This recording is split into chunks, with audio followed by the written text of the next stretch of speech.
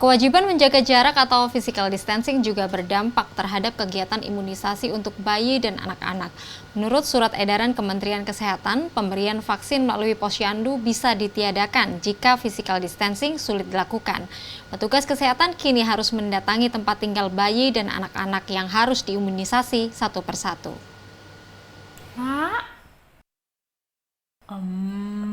Sekar Langit rutin membawa putranya, Denmas Saka Bahari, untuk imunisasi di rumah sakit atau posyandu dekat kediaman mereka di Sidoarjo, Jawa Timur. Tetapi sejak wabah COVID-19 tidak ada lagi kegiatan di posyandu.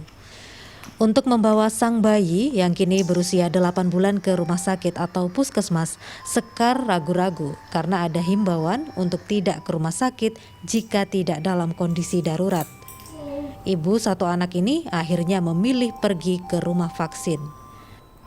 Kalau kendalanya sebetulnya secara biaya sih 11-12 ya, cuman kalau di rumah sakit kan kita pakai asuransi, jadi tinggal gesek kartu, udah nggak keluar biaya apa-apa lagi. Cuman kalau di rumah vaksin memang harus kita talangi dulu lah istilahnya, tapi nanti bisa direimburse di kantor.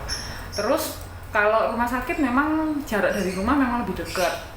Tapi kalau ke rumah vaksin kebetulan dari rumah saya ini ke rumah vaksin lumayan juga jaraknya. Tapi memang karena kondisi kayak gini ya, walaupun jauh saya jabanin aja.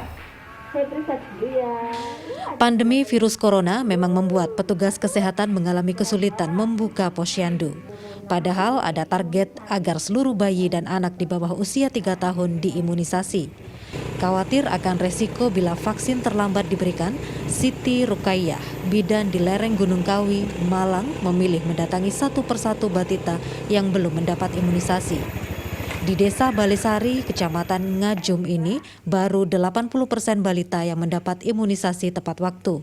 Meskipun bayi dan anak yang belum diimunisasi jumlahnya tak sampai 10 orang, rentang wilayah dan jalur yang sulit di lereng Gunung Kawi ini menjadi tantangan tersendiri bagi Siti Rukaiyah.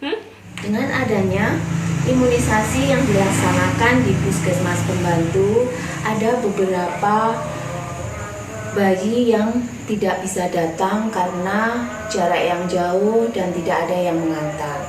Sedangkan target sasaran harus 100% yang terlayani imunisasi.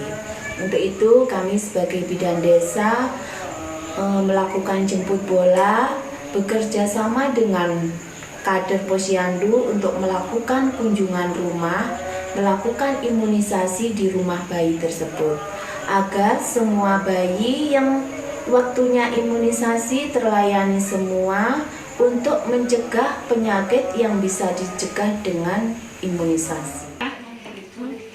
Pemberian vaksin penting dilakukan tepat waktu. Ada vaksin wajib bagi bayi berusia 0-6 bulan untuk mencegah penyakit seperti campak, polio, radang otak, dan masih banyak lainnya.